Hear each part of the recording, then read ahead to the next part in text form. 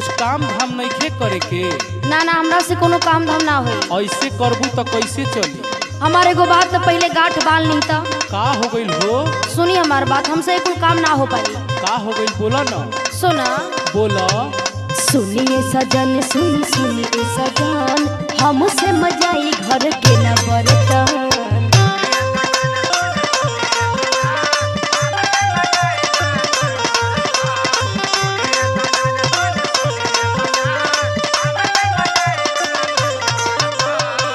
सुना तानी ना? हाँ हाँ सुना तानी। सुनिए सजन, सुनिए सजन, हमसे मजाई घर के न बरतन। अच्छा अच्छा।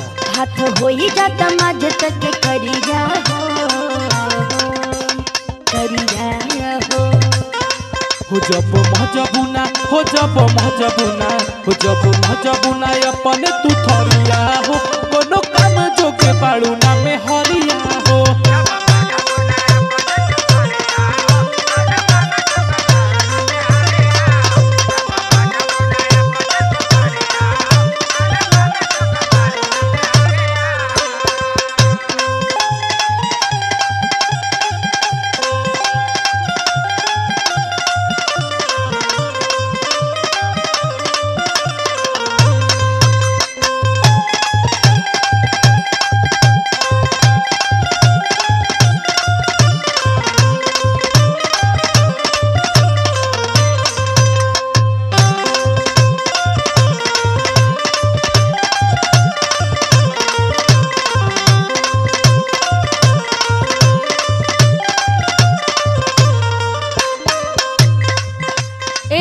बोला। हाँ तो एगो बात ध्यान से सुन ला, हमरा से कुल काम ना होई। काहे न? यदि काम करवावे के बा ना तो जवन जवन हम कहत नहीं तवन तुम सामान घर में ला दही। अब कौन सामान घट गइल बा हो? सुना एक बात सुनी और चूल्हो ना भोकाई।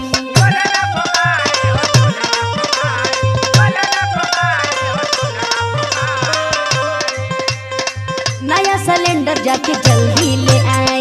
अच्छा अच्छा। तबे खाना बढ़िया से पका के खियाई। हाँ हाँ हमरा बुझाता। सुनो। बोला। देखो ढेर मनमानी मत करो, जौन बात कहता नहीं सही सही सुनो। हाँ बोला ना। काहे करेलू धनी अपन मन मानी?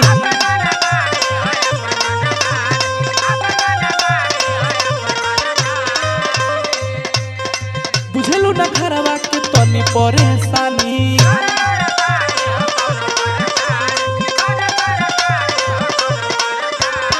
हाँ तो आपो सुन ला। का?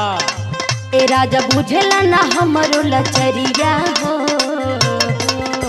लचरिया हो। बहुत लाचारी सुनावत तारू। सुनो। बोला। हो जब महजबुना, हो जब महजबुना, हो जब महजबुना अपने तू थरिया हो, कोनो काम जोग बाड़ू ना में हरिया हो।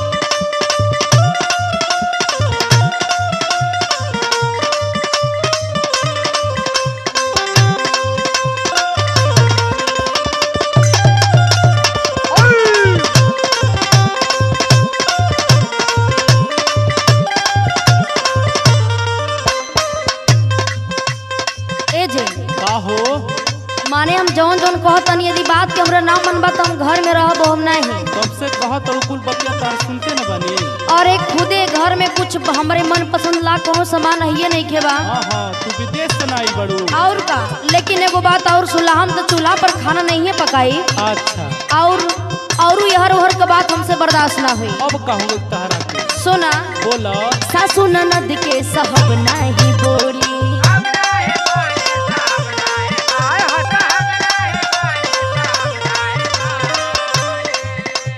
सुनी राहुल सैनी दीपक कान खोली। हाँ ना। हाँ हो।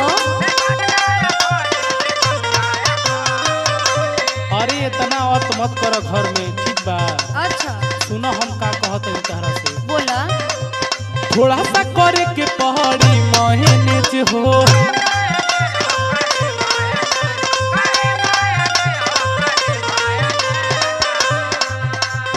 इतना भी ठीक नहीं के बनल तेज हो।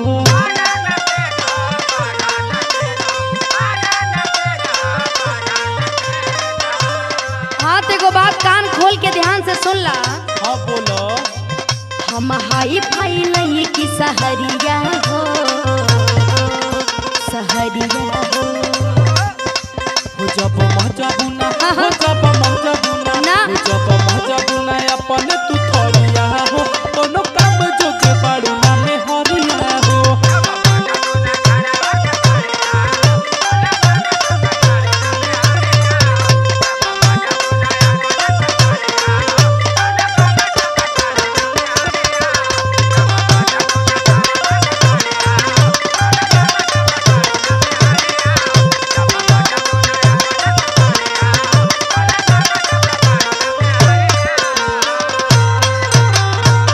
हाँ तो जल्दी से कुल व्यवस्था कर लो।